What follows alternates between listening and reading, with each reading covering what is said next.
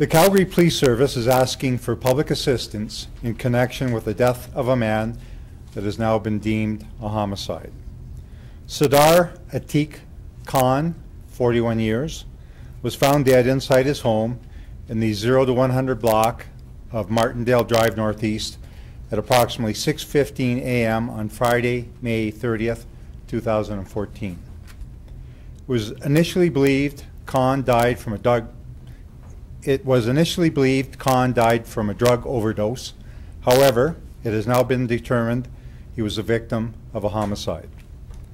A homicide unit is investigating, and detectives are interested in speaking with anyone who may have information about this case, including Khan's whereabouts in the days leading up to his death. And I'll take your questions. Can you tell us what kind of came about that it wasn't a drug overdose?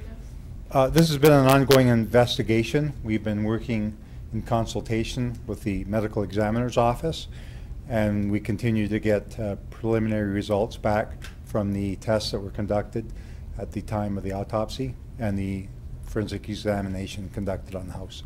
Can you give more information about his cause of death? Because this is an ongoing investigation, I can't release cause of death at this time. So was there drug paraphernalia found around? There were indications of drug use in the residence at the time of his death. Do you think that he was using drugs, or somebody tried to make it look like he was using drugs? Or? What I can tell you is there were indications of drug use in the residence at the time of his death. We don't believe this was a random incident. We believe that the persons involved knew the victim or the victim's family. There was no signs of forced entry and no signs of struggle in the residence. Was he known to you? I can't comment on the victim's background.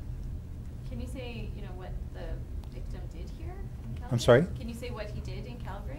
I believe at the time he was not working.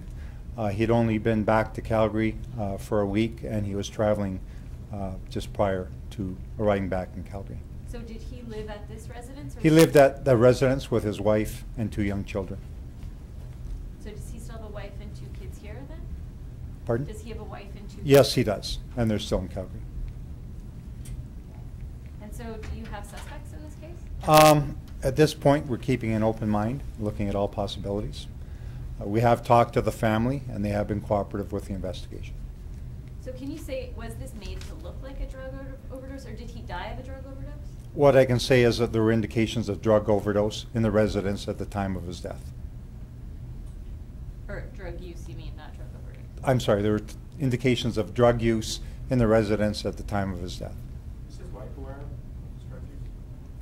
I mean, you have a wife and a child in the home, and it's not normal to have drugs. Yeah, I believe she was.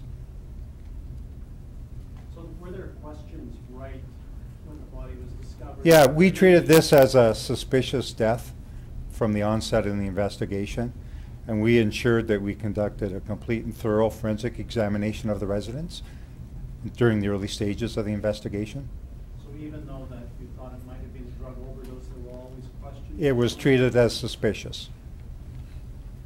Was his wife home when his body was found? Yes, she was the one who discovered him in the early hours of the morning.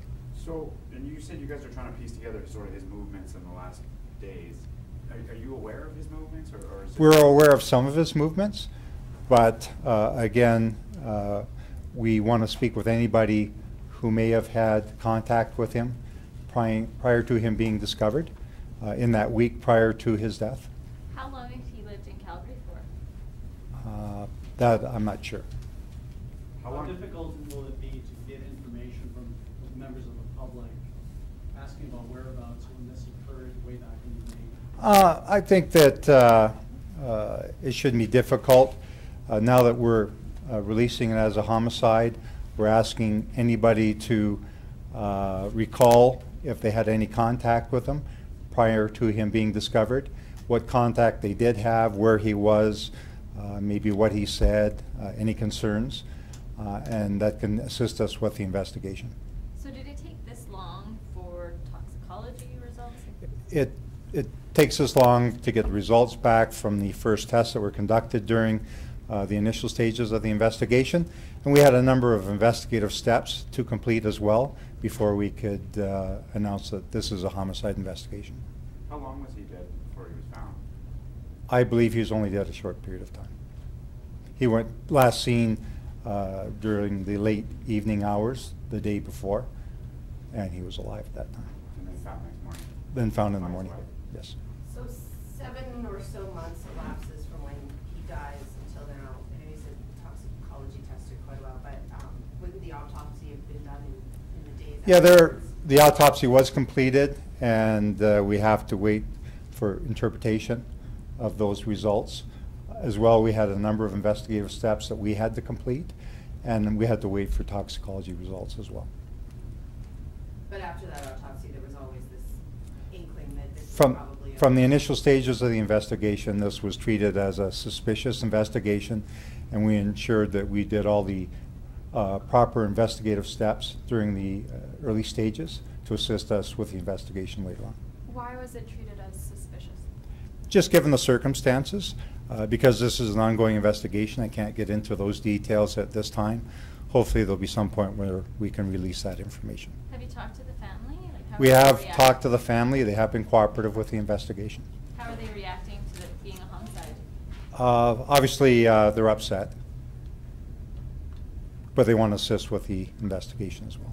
Is that something they suggested to you, that something was amiss when you talked to them originally? It was part of what they told us and part of what we found at the scene during our initial examination.